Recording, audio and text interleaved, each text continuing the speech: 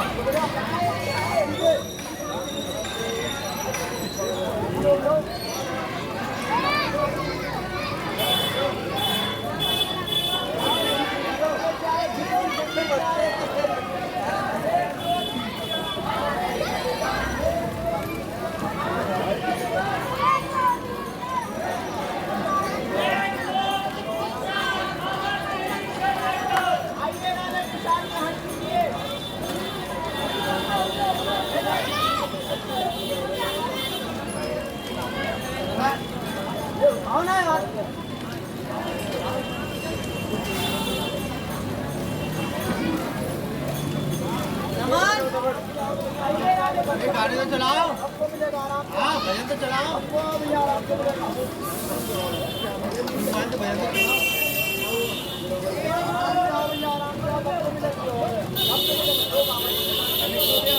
नहीं चल रहा है।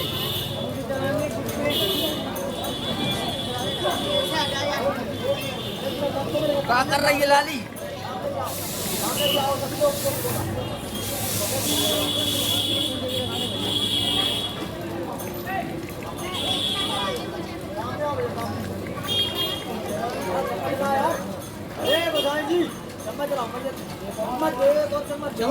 Three, two, zero delivery free on Swiggy between 23rd December to 1st January.